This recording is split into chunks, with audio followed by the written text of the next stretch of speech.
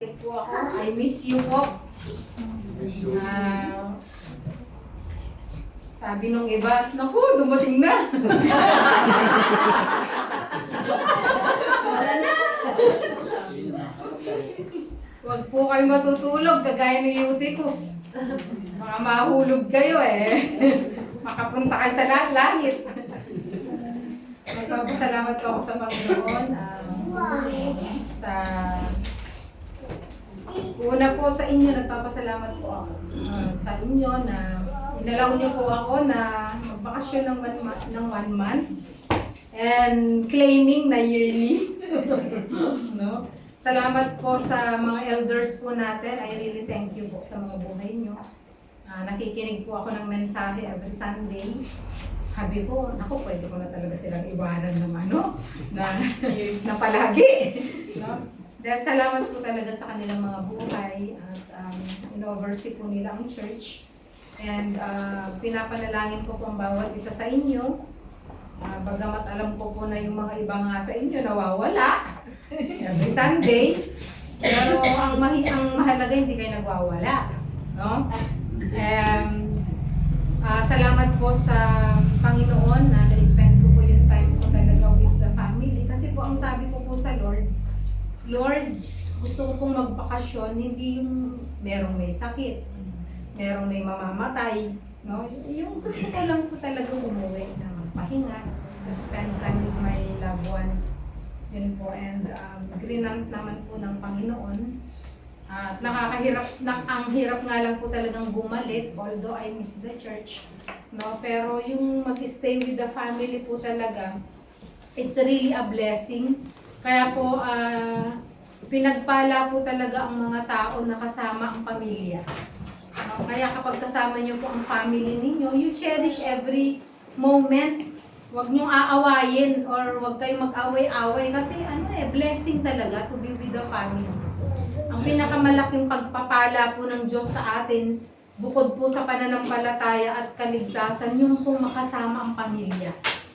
Kasi iti-treasure mo talaga every moment na kasama mo sila. Blessing po yun, no? At hindi po curse na makita mo araw-araw na kasama mo ang pamilya mo, mga kapatid mo. It's really a blessing po. Kaya nga po yung 1 month na nag-stay po ako sa Pilipinas, talagang po para sa akin, pinagpala po ako ng Diyos, no?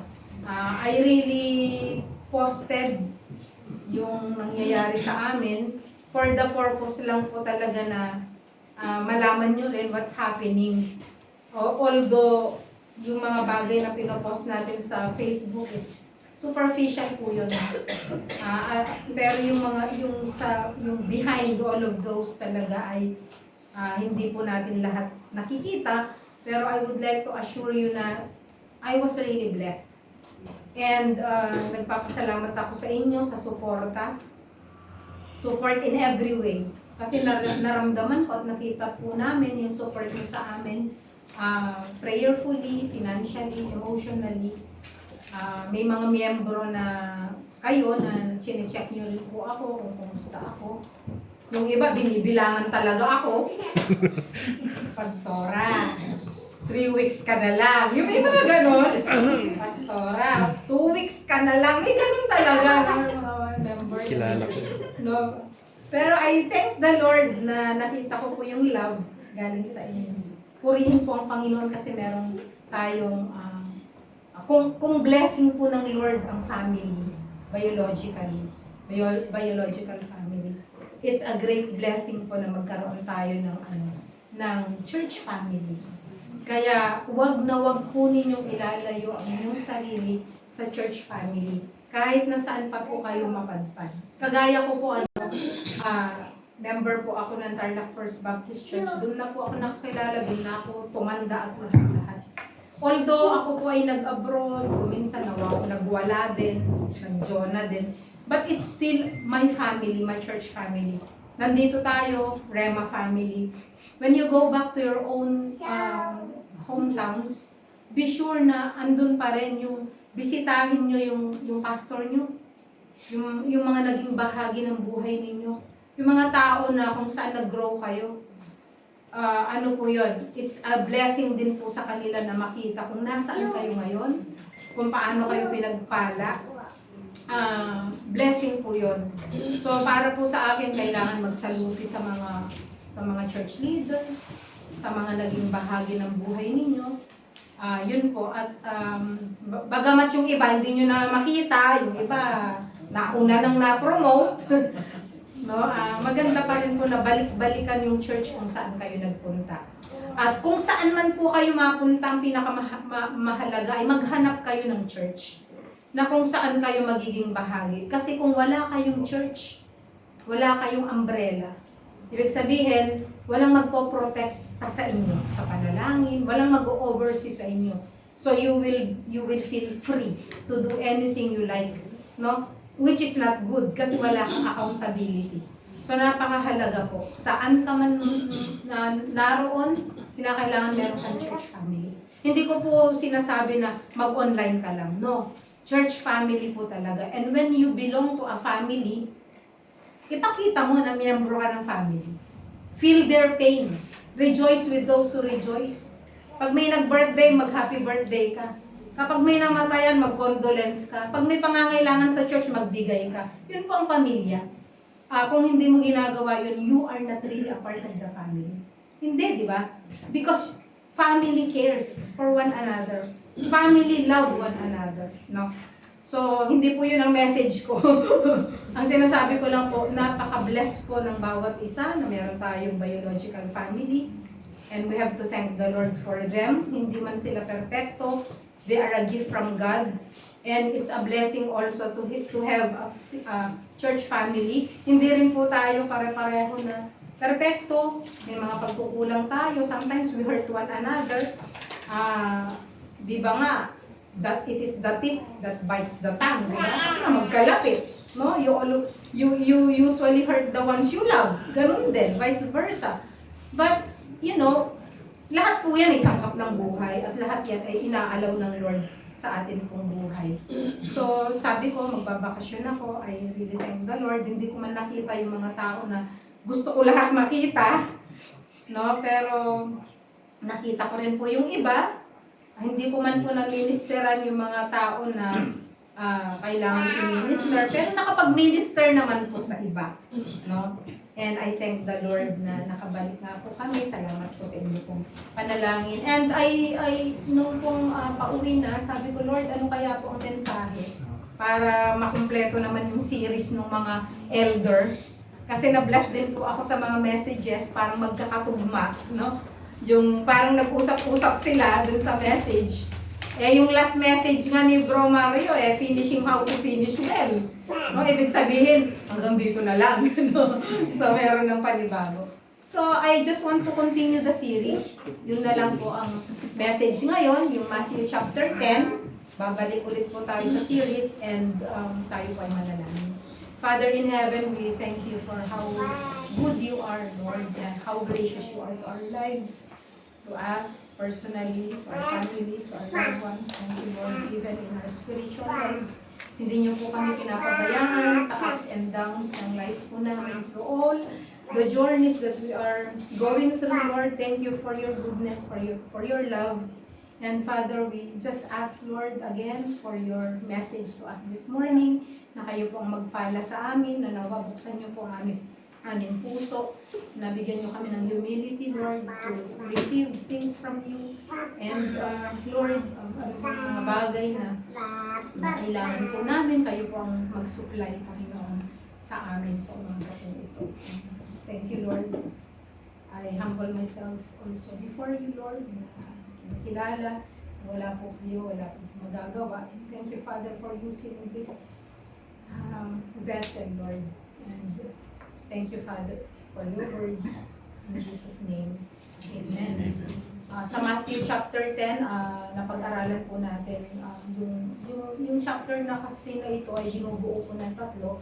Yung first part ay makikita po natin yung introduction ng Panginoon dun sa mga disciples, di ba? At nakilala natin yung mga 12 disciples. O sino yung mga 12 disciples? Nakalimutan na. No? Pero at least nakilala niyo po yung kanilang mga personality na pinapakita din ng Panginoon na in our weaknesses, in our strengths, Sa mga kakulangan po natin, pwede tayong gamitin ng Panginoon sa personality natin. Hindi tayo kailangang maging kagaya ng iba para maglingkod sa Kanya. Meron tayong sariling personality and God will use us and can use us mightily kung sino tayo, kung paano niya tayo nilikha at kung paano niya tayo ginawa. And then dun sa pangalawang part naman, ipinakita naman doon yung instruction ng Diyos, no? Kung tayo ay susundin, anong instruction ng Diyos sa atin? What to do, where to go, how to live, kung paano, how to minister, ano yung pinapagawa ng Panginoon sa kanila noon, hanggang sa kung ano rin ang pinapagawa niya sa atin ngayon as a church, no?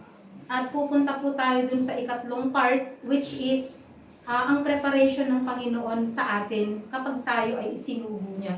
Which is, pinamagatan ko po na sheep among wolves. So ito po yung topic po natin ngayon at binasa po natin kanina. Sabi po dito, "Behold, I am sending you out as sheep in the midst of wolves." Sabi niya, sa ngayon, isinusugo ko kayo na kagaya ng mga tupa sa gitna ng mga lobo, no? So be as wary, sabi sa ibang translations, rude, matalino. So be as wary as serpents and as innocent as doves. But be on guard against people, for they will hand you over to the courts and flog you in their synagogues. And you will even be brought before governors and kings on my account, as a testimony to them and to the Gentiles. But when they hand you over, do not worry on how or what you are to say, for what you are to say will be given to you in that hour. For it is not you who are speaking, but it is the Spirit of your Father who is speaking to you. Now brother will betray brother to death, and a father his child, and children will rise up against parents and cause them to be put to death. And you will be hated by all because of my name. But it is the one who has endured to the end who will be saved. Matthew 10:16-23. So dun po sa first part ng verse 16, ang sabi dito, "Behold, I send you out as a sheep in the midst of wolves." So it is not easy. The Lord is doon sa una kasi piniprepare niya sila kung saan sila pupunta, paano gagawin nila, no? Instructions for ministry. Pero ito pong part na ito, it is really a warning na okay, sinusugo ko kayo, pero ganito ang sitwasyon niyo, no? What a way to recruit. No?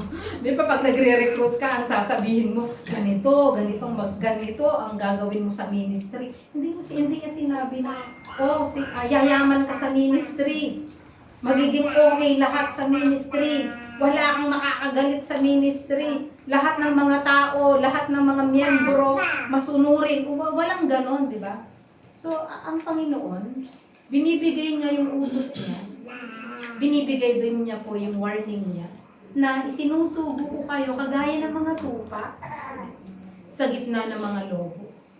Kung ako i-recruit ng gano'n at sasabihin, pupunta sa isang lugar kung saan kalaban mo lahat, no? Ay, ayoko nang pumunta. No? Pero itong part na ito, ipine-prepare ng Lord ang mga disciples. So during that time, sa disciples po ito, pero sa time na ito, para din po ito sa atin. No? So ano bang katangian ng mga sheep? Alam po natin ang katangian ng mga sheep, di ba? Nakakita na po ba kayo ng tupa? Aside sa drawing? Yung totoong tupa, nakakita na kayo? Ano po mga itsura nila? Di ba? Ang cute nila. Di ba? They are helpless. Literally, they are helpless, di ba? Kailangan talaga nila ng shepherd. Sila yung tao na ano man ang edad nila, bata man or matanda, helpless. They cannot even protect themselves. They need a shepherd. Okay? They are timid. They are very dependent on everything. No? Sa pastol. They're dependent. And I agree dun sa sinasabi nila na the sheep are stupid. Totoo po yun. Kasi alam na nga nilang merong ano dyan, bangin, pupunta pa rin sila, mahuhulog pa rin sila, at pag nandun sila, hindi rin na naman nila alam paano umahon dun sa pinagkahulugan nila. They still need the shepherd para iahon sila. So, and they are easily scared. No? Matatakutin po ang mga sheep. Meron lang po halimbawang mag-jump na isang animal, halimbawa rabbit or ano. Talagang they can cause stampede pala and cause other sheep to die also. Kasi madali po silang mag-panic, no? They easily panics.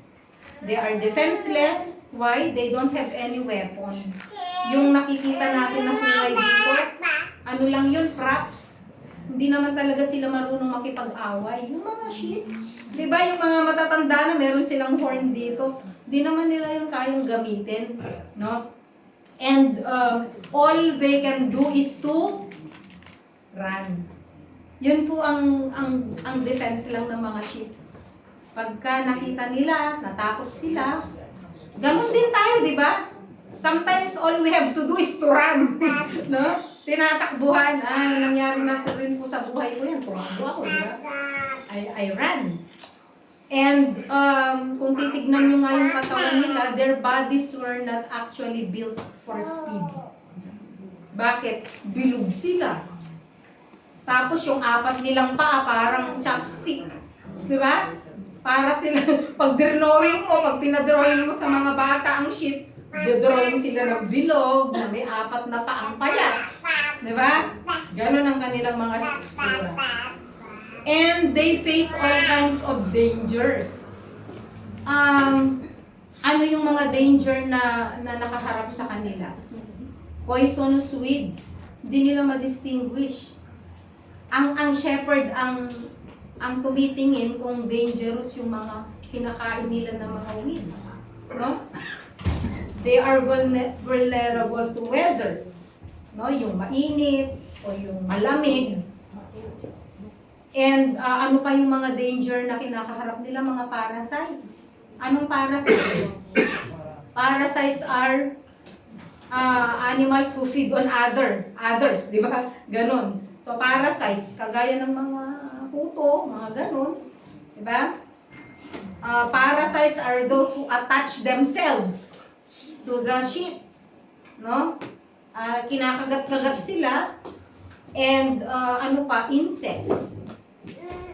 Sabi nga po, yun daw mga flies, no? Yun daw po pala, pwede niyang patayin ang mga sheep sa paanong paraan. Nangingitlog pala ang mga flies sa ulo ng mga sheep. Doon sila nangingitlog. Siyempre, ang kati-kati nun, that's why they need the shepherd to put oil sa kanilang sheep, no? Sa ulo ng mga sheep, para hindi magpugad yung mga parasites doon. At kapag po nangyari yun pala, ang ginagawa ng mga tupa, inuuntog nila yung kanilang mga ulo sa mga bato hanggang sa sila ay mamatay. No? Imagine nyo yun. And, but the most severe danger or enemy of the sheep is the wolf. No? Yung predator. Yung kanina, maiba pa yun. No? Imagine nyo yung mga sheep, kailangan talaga nila ng tulong ng shepherd. Without the shepherd, talaga pong mahihirapan ang sheep. No? Pero ito nga pong wolf na ito, bakit po? Because ito na po talaga yung kakain sa kanilang flesh, physically. No? Because the wolf is a flesh-eating wild animal. And sometimes, no, sa ating Christian life, na-encounter din po natin, nakasama po natin ang wolf. Kaya nga dito sa verse 16 ng Matthew chapter 10, ang sabi dito ay, "So, be shrewd as serpents and innocent as doves." So ang sabi ng Panginoon, warning niya, isusubo ko kayo na kagaya ng mga tupa sa gitna ng mga wolves. So, ganitong gawin nyo. Dalawa, pinapagawa niya. Maging matalino kayo, kagaya ng mga ahas, ng mga serpent. Paano kaya yun? Diba? Pero, maging maamo din kayo, kagaya ng mga dog. No? Ang hirap yata, no? No? So, yun po yung pinapagawa ng Panginoon. Dahil alam niya, sinusugo niya tayo sa gitna, kailangan po natin ng wisdom. Kailangan natin ng wisdom, katalinuhan na kagaya ng mga serpent. Bakit ang mga serpent? Mahilig po silang mag-observe. No? Matalas ang mga mata, ang kanilang pandinig. They know when to attack, when not to attack. Di ba? Ganun ang serpent, di ba? And be innocent also. Agaya ng mga dove. Not all battles are won physically or verbally. Maging maamo po tayo. Sometimes people debate. You may win a debate but lose the soul. No? Sinasabi po ng Panginoon yun sa atin. So, anong sinasabi po niya? Kasi sa Acts chapter 20, verse 29, si Paul nagsasalita. Ang sabi niya, I know that after my departure, savage wolves will come in among you, not sparing the flock. So, si Paul po kasi, di ba, pinapastoran niya or tinuruan po niya yung early church. Pero ang sabi niya, alam ko, pag alis ko, kasi siya yung nagsi-shepherd, alam ko, pag alis ko, papasok ang wolf. Not sparing the flock. So, sino ba itong mga wolf na to? Okay? Ang wolf na to sa atin ay tao. Diba? Tao sila. Okay? So, in preparation for persecution, ito po yung bilin ng Panginoon. Alam niya na meron pong persecution na darating sa buhay po ng bawat Kristiyano. Kaya ang tanong, ano ba ang persecution? No? Ano ba yung persecution na tinatawag? So, yun po yung points ko sa umaga pong ito. 3 bahagi lang. Una, what is persecution? Any ill treatment or hostility experience as a result of proclaiming the name of Jesus. No? Ang tawag po dun ay persecution. If it has something to do with the Lord Jesus Christ, at ikaw ay trinato ng pangit, trinato ng masama, naka-experience ka ng mga insulto, dahil sa Panginoong Hesukristo, dahil sa katuwiran, dahil sa pananampalataya mo sa Panginoon, ang tawag po doon ay persecution. Okay? Yung pong hostility na yun ay nararanasan po sa iba't ibang paraan. Di po ba sa mga communist countries? Diba? Bakit nakakaranas ng persecution? At iba-iba yung form of persecution. Yung iba talagang literally pinapatay. Sa Africa, diba? Sa Nigeria. Kung minsan makita mo sa Pakistan, sinusunog talaga ang church. Buong church. Bakit? Dahil ba galit sa'yo personally? No. It's because of the name of the Lord Jesus Christ. It's because of the faith. And you call that persecution. Yun po ang tawag. So Jesus told His disciples, di ba, if you remember sa John chapter 15, verse 20, ang sabi niya, a servant is not greater than his master. If they persecuted me, they will also persecute you. No? Yun ang sabi po sa John 15:20. So, inulit pa niya Ang sabi niya, remember the word that I said to you. No? Hindi po mas mataas ang servant kesa sa master. Kung ako nga naranasan ko, kayo pa kaya? So, ito po ay warning na talagang mararanasan po natin ang persecution, no? He promised that if we follow Him, we will be persecuted, no? Hindi niya, alam niyo ba kung bakit ang konti ng mga tao or sa ba 100 nakarinig ng gospel, konti lang yung nagpapatuloy. Alam niyo kung bakit? Because the gospel was already watered down Bakit? Ang preaching ganito Uy, gusto mo pumunta ng langit? Tanggapin mo siya as Lord and Savior, period. walang teaching about the persecution that you are going to face, the cost that you have to pay in order to follow the Lord Jesus Christ. Gusto mo lahat smooth. Kaya yung tao, kapag narinig yun, sasabihin, oo, gusto kong maging Kristiyano. Tapos magte-testimony, sasabihin, magmula nung naging Kristiyano na ako, dami ko nang naging problema. Ngayon mo lang alam yun. No? You have to be prepared as a Christian. No? Kasi nga sabi ng Panginoon, if anyone wants to come after me, let him deny himself. You forget about yourselves. Di ba? You have to deny yourself. Take up your cross daily and follow me. The word is daily. Hindi sinabing yearly. Kaya yung iba, yearly na nga lang mag-church No? Sabi, take yung ibang, not even birthdays, kuya. Not even. Yung iba, nag-birthday na, hindi pa rin nag-church. Diba? Mabuti pa nga daw yung mga non-Christian Almeno daw, once a year, pag nag-birthday, nag-church. O kaya Pasko, nag-church. Yung iba, not even. No, not even na ibigay mo yung Sunday to thank the Lord dahil binigyan mo ulit ng panibagong araw. No? So,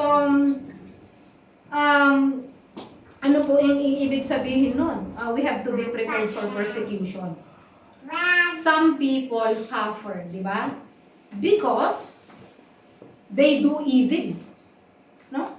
Kunyari, nakulong ka, Kristiyano ka kunyari, nakulong ka, na-persecute ako. Hindi, nagnakaw ka Diba? That's not persecution because what you did was wrong. O kaya halimbawa sa isang grupo, kunyari sa workplace mo, hindi ka nila gusto dahil chismosa ka, that's not persecution. It has nothing to do with your faith. Kung hindi ka nila gusto dahil nasasalamin nila yung buhay mo na ikaw ay righteous at sila hindi, persecution yun. Pero yung hindi ka nila gusto dahil tamad ka, no? At nakikita nila hindi ayos yung work mo, hindi yung persecution, no? And sabi nga, when people suffer for doing evil, that is punishment. That is not persecution. And some are persecuted for reasons unrelated to righteousness. Hindi po yun persecution. Okay? So, anong ibig sabihin ng persecution? Yun nga, when you are ill-treated, no? Or you receive, or you experience evil or insults because of the name of the Lord Jesus Christ, or because of your faith in Him, and because people don't want to change, ayaw nilang maniwala pati dun sa pinipreach mo about salvation, about the Lord Jesus Christ, yun po ang persecution. Pero, kung hindi po yun ang reason, hindi yun persecution. You deserve it. Deserve mo. Yung kung ano man yung natatanggap mo evil from other people. No?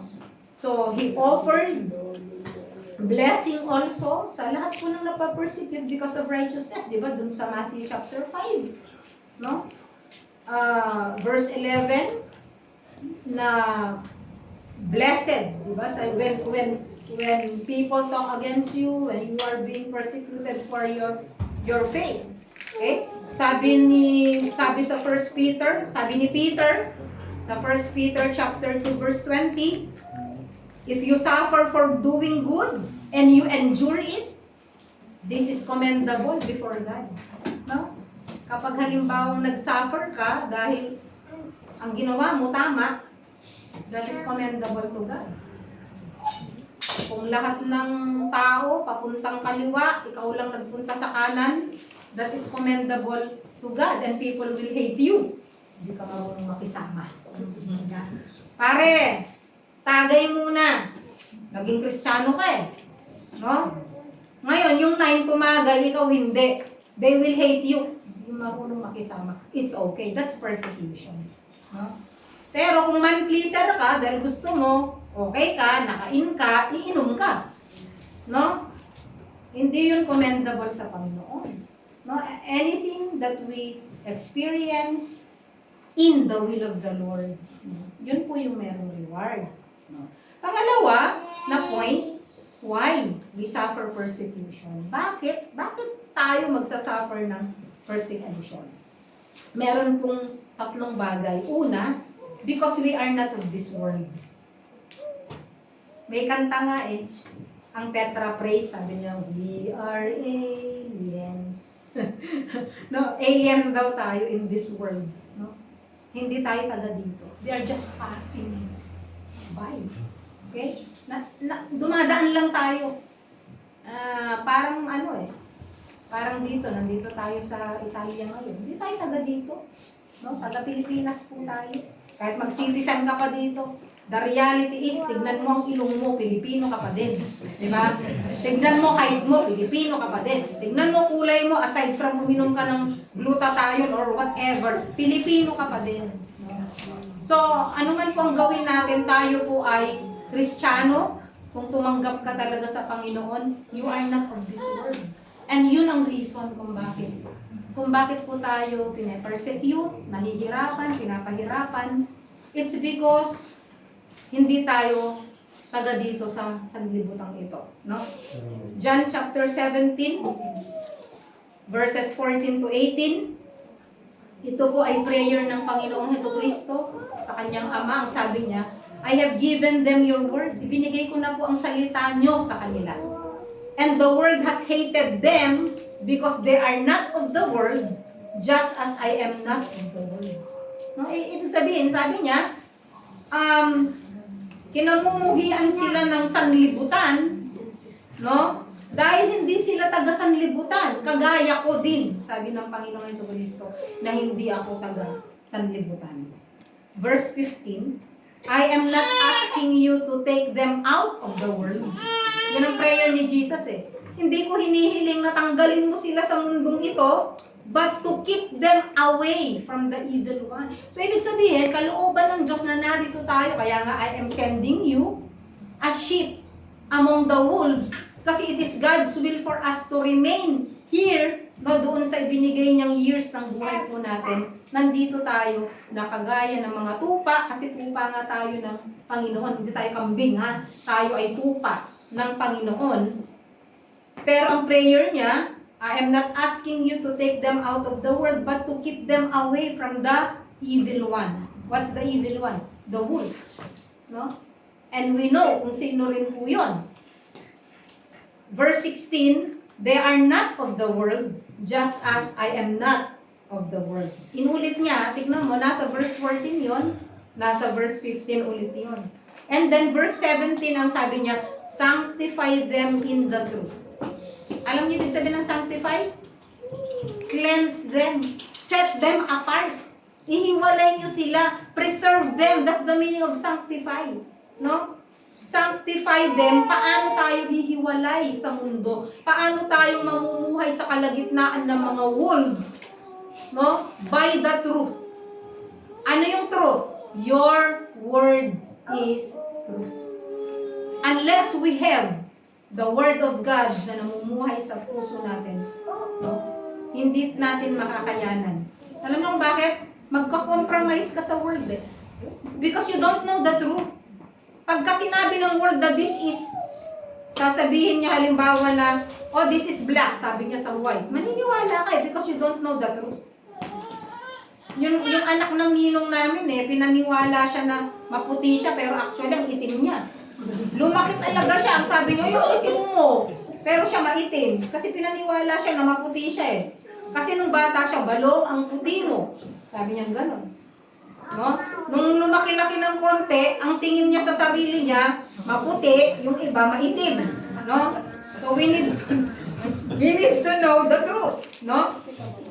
Verse 18, just as you sent me into the world, I also sent them in the world. So sabi ng Panginoon, kagaya po ng pagsugo niyo sa akin sa mundo. Imagine yung kaisa-isang, yung bugtong na anak ng Diyos, isusugo niya sa world. Eh ano bang world? Makasalanan. Gaya ng pagsugo niyo sa akin sa sanlibutan, isusugo ko din sila sa sanlibutan.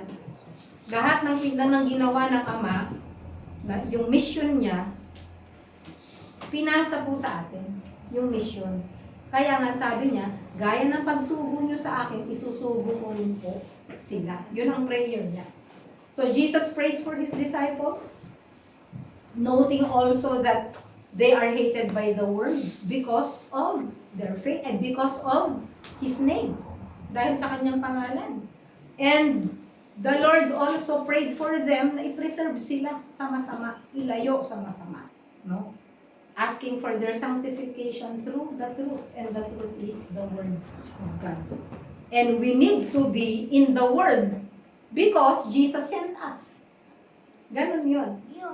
Kasi ang hirap yung, alam nyo, pinakamahirap na pakawalan yung mga anak natin na magka-college. Di ba? Yung mapapahiwalay. Bakit? Kasi you are overprotective, di ba? Kapag kami anak ka, lalo babae, kahit pa nga lalaki, ang pinakamahirap pakawalan yung anak eh. Bakit? Takot ka eh. Baka anong mangyari, di ba? Yung halimbawa, first time na mag-flight, mag-isa, first time na mag-field trip na mag-isa, kaya nga nakakatawa minsan sa bus, nag-field trip ang mga estudyante, ang nandun mga nanay. Di ba? Nag-provide, may provision na rin sa mga schools na ganyan, na kapag nag-field trip ang bata, meron ding bus ang nanay. Di ba? Hindi mapakawalan. Yun ang pinakamahirap sa lahat eh. Pero actually, pinapakawalan tayo ng Lord. Bilang mga anak niya, alam niya na makakaranas tayo, makaka-encounter tayo. Pero that's part of the mission, na maka-encounter din tayo ng mga bagay na hindi maganda. Kasi alam niyo, part lahat yun ng growth. No? Kaya nga yung mga taong lumaki sa hirap, sila, blessed. No? Kasi ang sabi nga ng kanta ang batang lumaki sa layaw, karaniway hubad. No? Ang taong lumaki sa layaw, sila yung napapariwara. Subukan mo ng bata lumaki sa hirap, nakita niya yung value ng pera, nakita niya na ang hirap pala ng dinadaanan ng magulang ko para magkaroon ng compare. Yun yung mga bata nagtatagumpay. No? Usually. Kasi nakikita yung hirap eh. No? So ang Lord, alam niya na mahihirapan tayo. But the Lord believes in us. He believes in you. Kaya kanya kinuha. It's not because of your katangian. It's not because of your gift or your talent. Galing sa kanya yan. Kaya wala ka nun. Gagamitin ka niya. Because He believes in you. No? Because everything that we have comes from Him. And He will empower you. He will empower me. He will empower you to do the work of the ministry in your own way. No, walang magkakapareho na we cannot compare. Hindi mo pwedeng i-compare yung sarili mo. Matalino kasi siya, marami siyang verse. Marami nga siyang alam na verse, may nadala ba siyang kaluluwa? Yun ang tanong eh. No? In your own way, wala kang alam na memorize na verse. Pero meron kang isang verse na alam dahil doon ka na-save. But you are able to share that to that person. Nakapagdala ka ng kaluluwa. Diba? Sino mas matimbang ngayon? So, we don't compare. Ay, magaling siya magsalita, ako hindi. Salita siya ng salita, wala namang naliligtas. No? Pero ikaw, no? Naging maganda yung halimbawa mo. Konting share mo lang sa kanya, naligtas. Effective. Diba? So, sa ating sariling katangian, sino man tayo, ano man tayo, the Lord believes in us. Na kaya natin. Nasaan ka man. And sabi nga niya dito, di ba? I send you out as a sheep in the midst of wolves. Pangalawa po, bakit tayo napapersecute? It's not only because we are not of this world, but because of His name. Matthew chapter 10 verse 22. Alam na agad. Because of the name of the Lord Jesus Christ. Anything related to the name of the Lord Jesus Christ. Even the early Christians, di ba? Di ba, naaalala niyo po si Saul, na naging Paul, sa Apostle Paul? Di ba? Anyone who belongs to the way. Ano yung the way? Christianity. Lahat ng tagasunod ni Jesus Christ. Pinapersecute niya. Criminal itong si Paul eh. Bago po siya naging Paul pala, criminal si Saul, bago siya naging Paul. Yun ang mission niya. At alam niya na sumusunod siya sa kalooban ng Diyos pag ginagawa niya yun. Di ba? Blindness. Meron siyang spiritual blindness, kaya nga on the road to Damascus, nabulag siya eh. Bakit?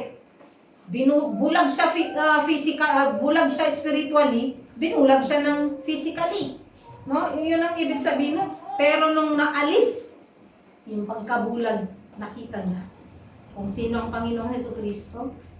Nakita niya ang katotohanan at yun ngayon ang reason kung bakit nagpatuloy siya sa pangangaral. Winarningan siya ng Panginoon, di ba? You will bear many things. You will suffer many things for my name's sake. Hindi sinabi ng Panginoon na, okay, magpipreach ka, marami kang alagad. No. You will suffer many things for my name's sake. That's a promise. So, yun po ang pangalawang dahilan. Dahil sa pangalan ng Panginoong Jesucristo. You will be hated because of me. Pangatlo, because of righteousness. No? Bakit? Lumalakad ka sa katuwiran no? Sabi sa 1 Peter chapter 2 verse 20, di ba? For what credit is there if when you sin and harshly treated, you endure it with patience? But if when you do what is right and suffer for it, you patiently endure it, this is commendable to God. This finds favor with God. No? Yun yung because of righteousness. Kaya nga, kung babalikan natin, pero hindi naman yun ang lesson natin, dun sa Beatitudes, di ba? Blessed are thou, blessed are thou, blessed are you. No? Kasama yun Yung blessed are you. No? Lalo na, yung blessings because of persecution, napakalaking blessing yun. And let's go to the third one. What should be our response for persecution? Kapag ikaw ay na-persecute, ano naman ang magiging response mo? No? Ano ba yung mga persecution na nagagawa natin ay na-experience natin? Kasi kung babalikan po natin dun sa sinabi ng Panginoon sa mga disciples, hindi naman nila naranasan ang persecution dun sa trial. Naalala niyo yung trial na period na sinugo sila? Tuwan-tuwa yung mga disciple na, Lord, ganitong ginawa namin. No? Sabi nila, nakapagpalayas kami ng mga demonyo. Di ba? Hindi sila nakaranas doon ng persecution. The persecution, naranasan nila after pa. No? Pagkatapos na namatay ang Panginoon, after the resurrection, doon na nila naranasan ng mga disciples, yung mga apostles, yung mga early Christians, doon pa lang po nila naranasan yung persecution. Kaya nga ang sabi niya doon sa verse 17, di ba? Ano ba yung sinabi niya? Beware of men, kasi nga sila yung wolves. Beware of men, for they will hand you over to courts and scourge you in their synagogues. Hindi naman nila ito naranasan before. Naranasan ito ni na Peter, ni na Paul, after na lang. Naranasan nila, di ba? Nabugbugin sila, iharap sila sa courts. Ano pa? Yung persecution. Iniharap sila sa mga governors. Si Paul, lalo na. Kung sinong governor. Di ba? And kings, for my sake, as a testimony to them and to the Gentiles. No? Pero, ang sabi rin naman ng Panginoon, do not worry. Do not worry. Kaya nga, what should be our response sa persecution? Una, do not worry, di ba? Don't worry. Pero ang hirap yatang hindi mag-worry. Di ba? Kapag pine-persecute tayo. Pero ang sabi ng Panginoon dito, when they hand you over, kunyari, inaakusahan ka sa bagay na hindi naman totoo, pero ikaw ay lumalakad naman sa katuwiran, ikaw ay nag-share ng gospel, which is God's will, no? Ang sabi niya, huwag kang mag-aalala dun sa sasabihin mo, kasi ako maglalagay ng salita sa'yo. Hindi mo kailangan magpagsigawan dyan, no? Or you don't have to defend yourself. The Lord will defend you. The Lord will defend you. Kaya kung minsan sa workplace, ang hirap, di ba? May mga, ano talaga, may mga sisiraan ka kasi naiingit sa'yo. Do not worry. The Lord is always with you. Sabi ko nga if you are persecuted at dahil sa katuwiran, mapalad ka. So, ano ngayon ang gagawin mo pag ikaw ay nag-suffer ng persecution? Matthew chapter 10, verse 23. Anong sabi dito? But whenever they persecute you in one city, flee to the next. Ano bang ginagawa ng mga dove? Pag may harm, di tumatakbo. Di lumilipad. Diba? So, ang sabing ganun ang sabi ng Panginoon, truly I say to you, hindi mo mauubos na misyonin ang lahat ng cities of Israel hanggang sa dumating ang Panginoon. Meaning to say, nag-share ka dito, na-persecute ka, di tumakbo ka, pumunta ka sa ibang lugar, hindi mo naman yan mauubos hanggang sa pagdating ng Panginoon. Yun ang ibig niya sabihin. Flee. Ba't ka magre-remani doon? May wisdom ka naman. Diba? Pinupugutan ka ng ulo, mag-remani ka doon. Diba? Flee to the next. Unless the Lord really called you. Siyempre, kailangan ng wisdom sa ministry. Kailangan ng wisdom din na nanggagaling sa Panginoon. No? But whenever they persecute you, sabi niya, flee to the next. So, ano yung first response? Change the location. But not the mission. No? The same goal. You can change the location. No? But not the mission. Okay, pangalawa, makikita natin sa Acts chapter 5, verse 27 to 29, yung mga disciples, di ba, nung sila po ay pine-persecute, pinagbawalan sila na mag-preach. Persecution yon. When the word of God ay pinipigilan na i-preach, that's persecution. Kaya nga alam nyo po sa Amerika, naalala nyo po nung panahon na pinagbawalan hanggang ngayon naman, pinagbabawalan na mag-pray. Di ba mga teachers, ang ministry, ang greatest ministry actually ng mga teacher, yung maturuan mo sila ng takot sa Diyos, di ba? Ngayon, magpe-pray ka sa loob ng classroom. Class, let's pray. Bawal yun. Kaya nga sa Amerika, pagpasok ng teacher, lesson agad Meron akong kaibigan na BS Bio siya. Magaling ito Kaya lang di siya marunong tumayo sa kanyang Pag nung nagtuturo, bawal magturo ng creationism. Bawal. Evolution theory ang ituro mo. No? Hindi mo pwedeng sabihin na in the beginning, God created the heavens and the earth. Hindi mo pwedeng isingit yun. Sa Pilipinas, pinagpala tayo kasi pwede mong ituro na ang mundo at ikaw ay nilikha ng Diyos. At the same time, pwede mong ituro yung sinasabi ng science. American, di pwede yan. No? At saka hindi mo pwedeng ituro yung faith. No? Dito, sabi sa verse 27, when they had brought them, they had them stand before the council. Now, hindi itong council na ito, okay, matakot. Okay. The high priest interrogated them saying, we gave you strict orders not to continue teaching in this name. What name? The name of the Lord Jesus Christ.